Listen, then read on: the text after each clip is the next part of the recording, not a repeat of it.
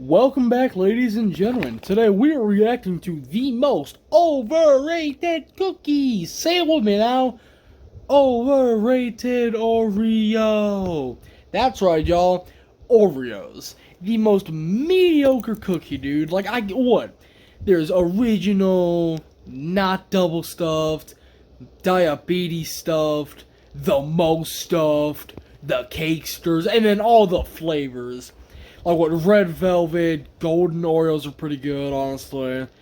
Pumpkin spice Oreos, like, what are we doing here, Oreo? Like, what, are you trying to give me diabetes?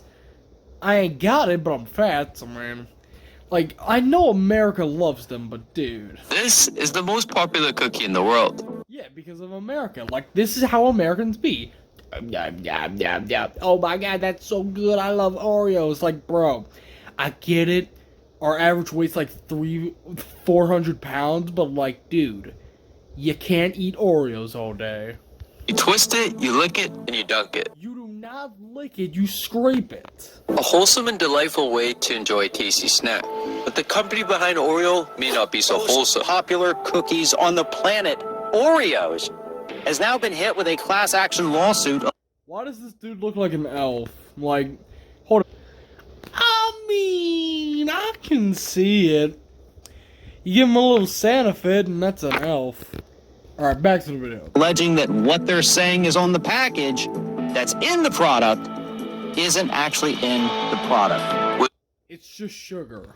Plagiarism allegations, feuds, and even... Bro.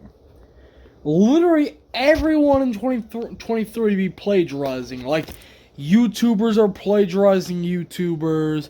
You got the YouTubers that just stare at the screen like this and then I usually point up at like a meme above you. Like, bro, we're really over here worried about copycats. Like, who cares? Darker fantasies. Now that's exactly what I want to cover today. Well, not dark fantasies, but some of the dark secrets behind the world's favorite cookie, as well as what really helped take them to the top. Because if you didn't know, Oreo has buried secrets over the past century. From starting out as a battle between two brothers, a knockoff of the original, and a pure marketing power. The knockoff probably ain't even that good, honestly. Like, Hydrox. Hydrox sounds like hydrogen, and you can't eat hydrogen. So that sounds like a Hydrox is trying to kill me. So no. So sit back and relax, because this is how Oreo stole and made billions. Here I go. To understand Oreo's story, we need to go back in time. Over 100 years. Boring. We ain't gonna go back in time to, like, listen, I love history, but I got an audience with the attention span of TikTok people. Like, we ain't gotta go back to 1886 to learn about Oreos. Back to the original founder and his brother, Jacob and Joseph Luce. The two brothers start this bakery together, and after about That's a factory. That's a house with a factory and a chimney. 7 years of working their butts off, managed to grow it to become the second largest in the country. But Jacob ends up getting sick and has to move out of the country to recover. Meanwhile, Joseph starts expanding the bakery even further. So explain to me what does a bakery have to do with Oreos? And ends up striking a major deal to merge with the top biscuit company at the time, the National Biscuit Company, or what we know as Nabisco today. Once recovered, Jacob returns to the US only to find out his brother had made this massive change without telling him. The two get into a heated argument, and Jacob ends up leaving their company to start his own competing bakery from scratch, the Luce Wiles Biscuit Company. And after 10 years, Luce Wiles grows to become the #2 bakery in the US, falling just behind the one and only Nabisco. Now here's where it gets crazy. Jacob, eager to take the top spot in the market from his brother, ends up releasing an award-winning cookie that people loved, and it was called the Hydrox. Like, this doesn't look good. Cream-filled chocolate sandwich cookie made with real sugar. With no trans fats or high fructose corn syrup. I highly doubt that. A sandwich cookie consisting of 2 chocolate biscuits with a vanilla cream center. Sure. Literally, that's what an Oreo is. Its name wouldn't be so appetizing in today's markets, but at the time, it wasn't really that odd. In fact, Loose Wows actually wanted a chemical-sounding name to advertise that the food was clean and safe to eat. So, if I heard a product named like iron, then like a food, yeah, iron's a vitamin, but I'm not gonna eat it if it's like hydrox, hydrogen. Come eat them because they're creamy and they're gonna cream in your mouth. What do you know? In 1912, 4 years after the release of the Hydrox, Joseph and Nabisco come out with an oddly similar looking cookie called the Oreo. As far as its name, Oh yeah, there's Oreo Thins, Oreo Minis, like, there's so many Oreos. nobody really knows where it came from, but that's for a different topic. Okay, now look at this. I mean, so Well, let's see. Different looking packaging. No, not really, just same blue, same red, same looking cookie, just the Oreo looks more appetizing and more marketable.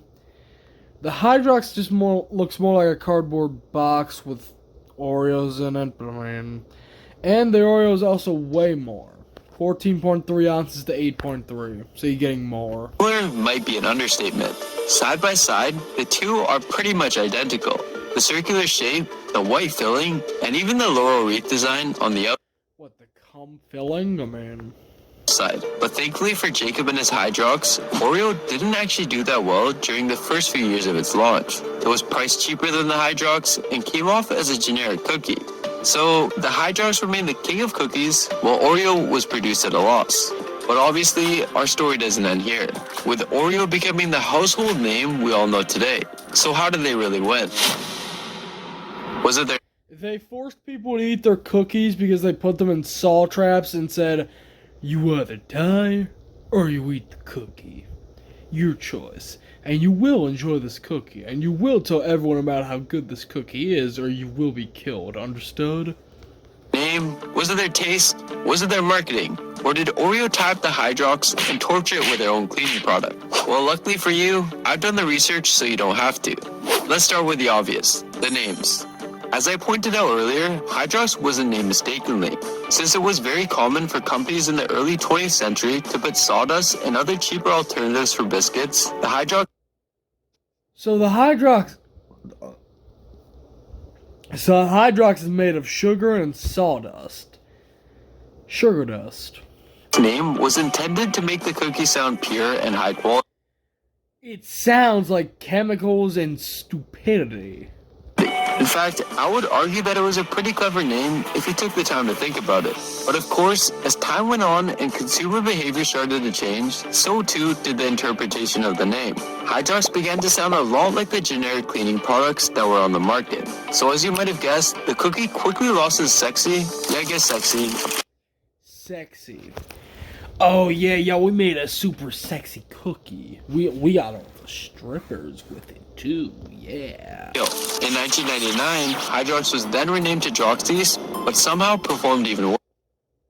Droxy's? And you copied Lucky Charms by using the star?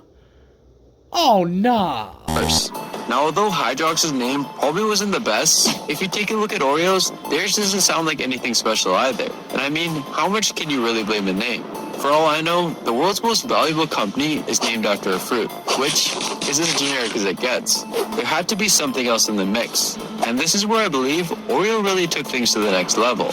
Their marketing.